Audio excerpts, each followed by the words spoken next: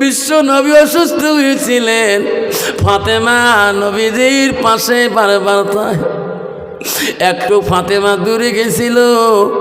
এমন সময় ফাতেমা ঘরে নাই, ঢুকতে মানুষের আওয়াজ পায়। ফাতেমা বলে, আব্বার কাছ থেকে এখনই গেলাম, কেউ ছিল না, আম্মাও ছিল না। আব্বা কার সাথে এখনো গল্প করলো?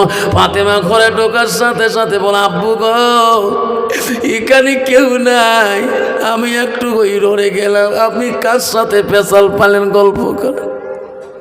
নবী কই রে, আমার কলিজার টুকরে ফাতেমাকে যদি বলি দে এখনই আজাল সালাম দিল, আমার ফাতেমা বড় ভয় পাবে। ফাতেমা আব্বা এখানে কেউ নাই, কার সাথে গল্প করলেন? নবী বলো, বেটি রে, যার সাথে গল্প করলাম তিনি বড় নিষ্ঠুর। বাপকে যদি কারি নিয়ে যায়, বেটি চিরকালের ইতিম হয়ে যায় রে বেটি। ওই বেটি জীবনে আর বাবার মুখ দেখতে পারে না, সেই নিষ্ঠুর আছে গো। কইছে, আব্বা কে গো? কইছে, বেটি রে, এই নিষ্ঠুর ফিরিস্তা আছে, ওই স্বামীকে যদি কারি নিয়ে যায়, ওই নারীরা চিরকালের বিধবা হয়ে যায়। সে আজরাইল আমাকে সালাম দিয়েছে। ফাতেমা বলছে, আব্বা গো, আর আজালকে আমি চাপতে দেব না, তোমার সাথে আমার বহুত কথা আছে গো আব্বা। আমি তোমার কেমন মেয়ে, আমাকে আপনি কেমন ভালোবাসে। রসুল বলছে, মা তুমি আমার কলিজার টুকরা রে মা। অনেক বেটি, তোমাকে কেউ যদি আমার মৃত্যুর পরে কেউ দুঃখ দেয়, তুমি যদি কষ্ট পাও, আমি রাসূলুল্লাহ কষ্ট পাও। আব্বা আমি যদি তোমার মোহাব্বতের বিবি বেটি হই, আমার একটা কথা মানতে হবে। কি আব্বা? কিয়ামতের ময়দানে অগণন মানুষের ভিড়ে আপনি আমাকে কেমন করি আমি তোমাকে চিনব? আমি কেমন করি তোমার সাক্ষাৎ পাবো হাসরের ময়দানে? সেই জায়গা ঠিক না দেওয়া পর্যন্ত আমি আজরাইলকে আসতে দেব না। নবী বলছে, মা তোমাকে ঠিক না দিয়ে যাব। কোথায়? বেটি, হাসরের ময়দান যখন কায়েম হয়ে যাবে, আমার গুনাহগার উম্মত পানির পিপাসায় কলিজাটা শুকিয়ে যাবে রে। ওই হাসরের ময়দানে আমার গুনাহগার উম্মতের জন্য আল্লাহ আমাকে হাউজে কাউসারের পানি দান করেছে। ফাতেমা রে, যে মানুষটা ওই হাউজে কাউসারের পানির পেয়ালা নিয়ে দৌড়বে, সেই মানুষটা হব আমি সেই দিন তোমার আব্বা যান। জোরে কও সুবহানাল্লাহ। আব্বা গো, যদি পানির পেয়ালা নিতে না দেখি আর কোথায় দেখা পাবো? কইছে, ওরে বেটি, তুমি ফুলসিরাতের ঘাটে দেখা যাবা। আব্বা যদি ফুলসিরাতে দেখা না পায় আর কোথায় পাবো? বেটি রে, তুমি মিজানের পাল্লার কাছে যাবা। আব্বা গো, মিজানের পাল্লা যদি দেখা না পায় আর কোথায় পাবো? নবী বলছে, মা তুমি জাহান্নামের দরজার দিকে একবার তাকাও।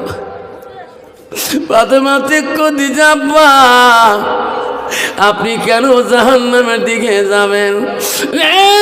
বেটি, আমি নবী উম্মতের জ্বালায় একবার মিজানে যাব, একবার ফুলসিরাতে যাব, একবার হাসরের ময়দানে যাব, আর একবার জাহান্নামের দিকে যাব।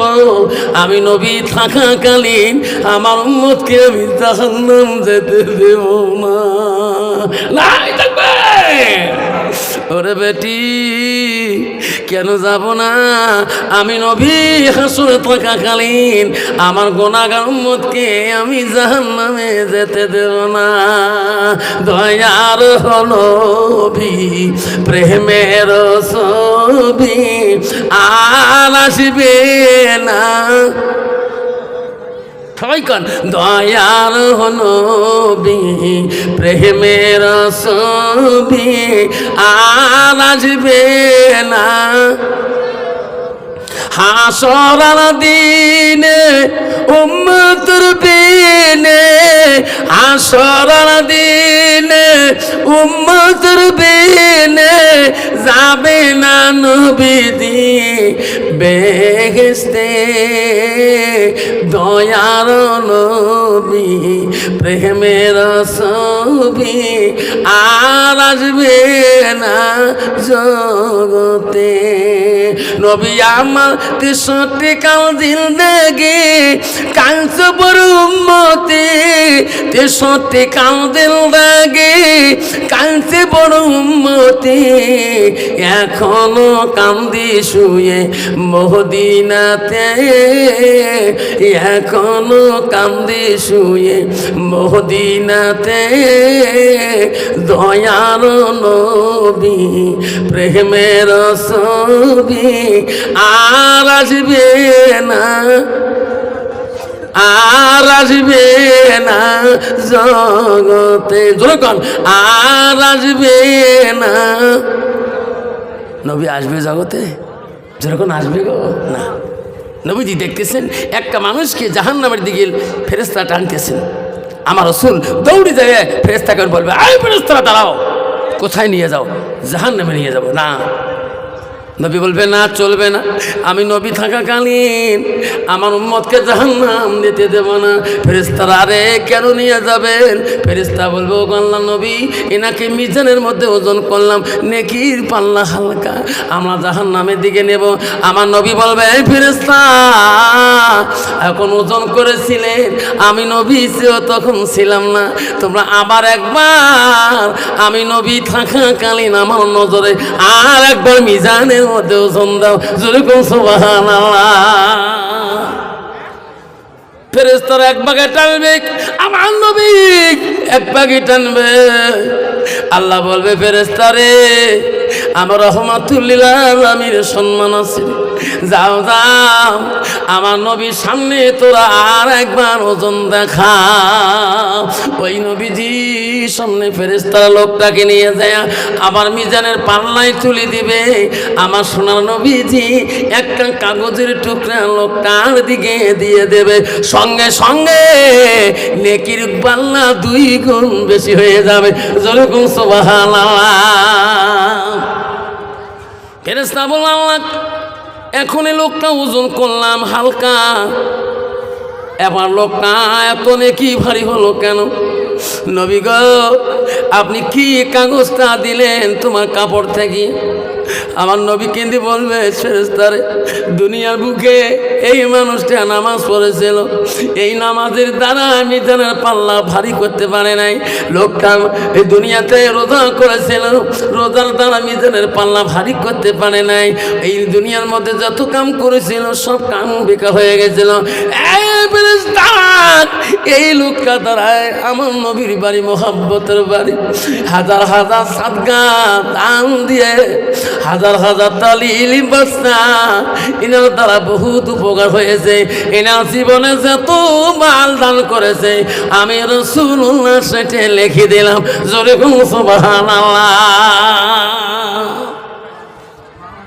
আব্বাজান মদিনা রাষ্ট্রপতি ওমর দেখতেছে তার মেয়ে কাঁদতেছে হাফসা রাদিয়াল্লাহু আনহা বেটিকে বলল বেটি রে আয় আমার কাছে আয় হযরত ওমর তার মেয়েকে সামনে ডাকালে মা তোমার মুখটা আমার কানের কাছে দাও আমি একটা তোমার গোপন কথা বলি যাব হাফসা কাঁদে কাঁদে গেলেন মদিনা রাষ্ট্রপতি বলল হাফসা রে কান্দিস মা আমি মদিনা রাষ্ট্রপতি হতে পারে আমিও যাব রে মা মারে আমি তো একটা কথা বলি যাই রে মা মা তুই আমার জন্য এক জায়গায় ভিক্ষা করতে হবে এক জায়গায় সাহায্য চাইতে হবে মা তুমি পারবে কি না মদিনা রাষ্ট্রপতি হযরত ওমরের মেয়ে হাফসা বল আব্বা আপনি মদিনা রাষ্ট্রপতি হয়ে তার মেয়ে কার কাছে সাহায্য আনতে যাবে কার বাড়িতে যাব কার কাছে যাও মদিনা গলিবাগ হযরত ওমর বল বেটি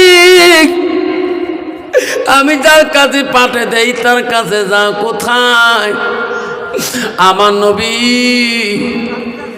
স্ত্রী হযরত মা আয়েশা আম্মা জনের কাছে যা। আব্বা গো, হযরত আয়েশার কাছে কি দিবে?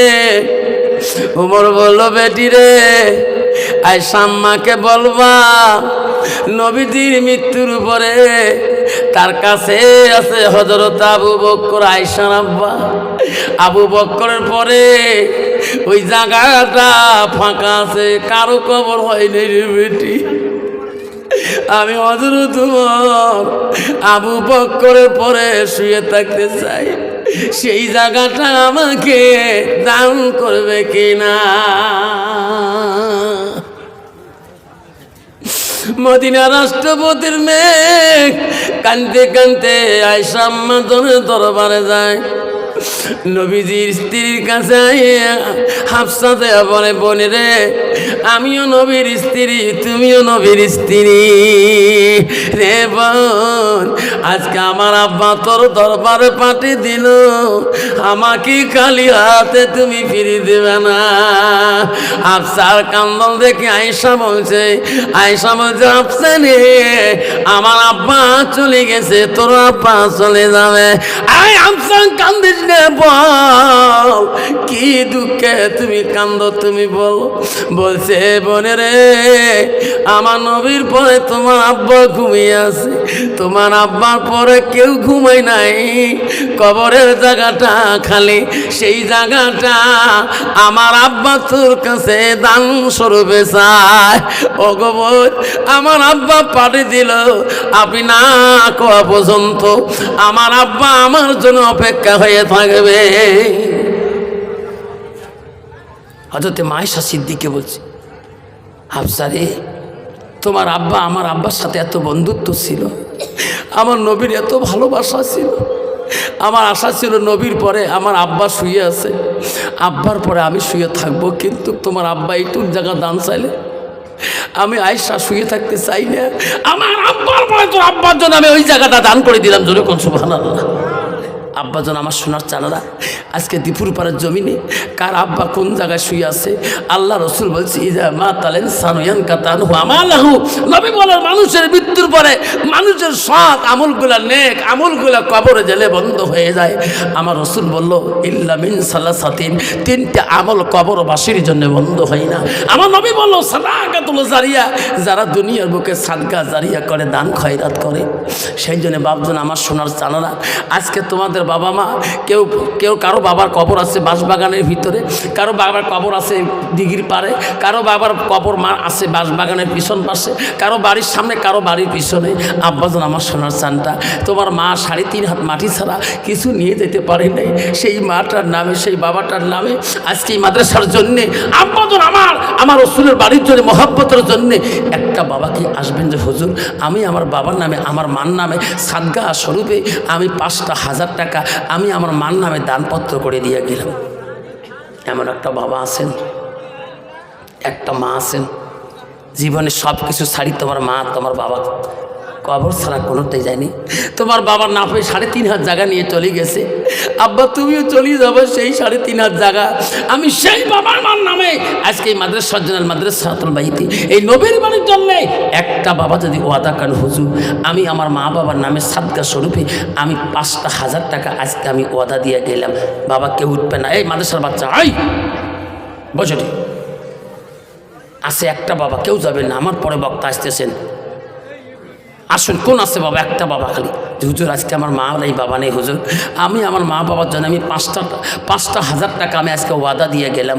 হুজুর আমার বাবা মা নাই, হুজুর সব সম্পত্তি ছেড়ে চলে গেছে, আমার বাবা মার কবর হুজুর নদীর পাড়ে পড়ে আছে, এখনও কবরস্থানে জায়গা পাইনি, ও হুজুর দোয়া করবেন আমার বাবা মার কবর যাতে জান্নাতের বাগান হয়ে থাকে। আমি দোয়া করে যাব।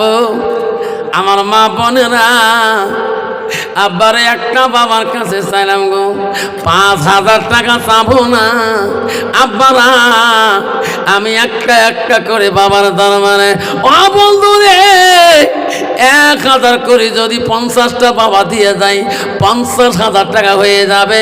নবীর বাড়ি কোনোদিন ঘরে থাকবে না। সর্বপ্রথম আমি 50টা বাবার দরবারে আমি 1,000 করে টাকা ওয়াদা চাইলাম। আমি যে দোয়া করব, আমার মা বোনেরা তোমাদের প্যান্ডেল থেকে যদি 1,000 পাঠিয়ে দাও, 500 টাকা পাঠিয়ে দাও, আমি আফসার আলী দোয়া করব, মা তোমার বাবা তোমার মা জান্নাতে বাগানে ঘুমিয়ে থাকবে।